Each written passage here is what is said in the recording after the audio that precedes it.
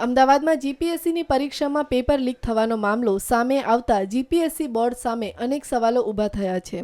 જીપીએસસીની chief ઓફિસરની પરીક્ષા ગઈકાલે લેવાઈ હતી, જેમાં પેપર લીક થઈ જતા સમગ્ર મામલો ગરમાયો છે અને જીપીએસસી બોર્ડના અધિકારીઓની ઊંઘ હરામ થઈ ગઈ છે।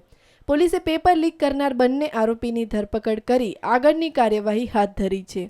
આ પેપર કઈ રીતે ક્યાંથી આવ્યું કેવી રીતે મળ્યું એની વધુ તપાસ આગળ કરવામાં આવશે। હાલ તપાસ ચાલુ છે।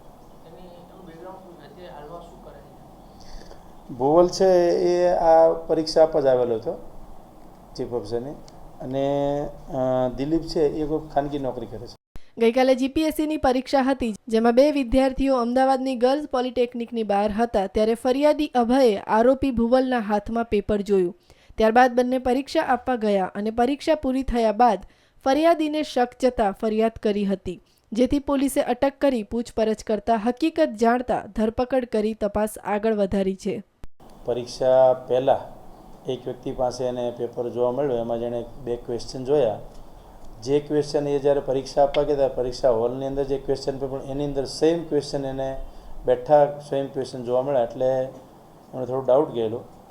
પછી એમણે પરીક્ષા આપી દીધા બાદ જે વ્યક્તિ પાસે એણે પેપર જોયું હતું એ વ્યક્તિને એને શોધીને એને પૂછપરછ કરી, અને એ વ્યક્તિ એ પેપર જે બિલ્ડિંગની બહાર ફેંકી દીધેલું એ પેપર આપણે રિકવર કર્યું અને ખાતરી તપાસ કરતાં ખરેખર આ એમ કે આ પેપર એણે કોઈ એન કેન પ્રકારે બહારથી મેળવેલો હોવાનું જણાવતા અને પેપર લીક થયેલું જણાવતા એ ખાતરી તપાસ કરી અને આ અંગે ગુનો દાખલ કરવામાં આવેલો।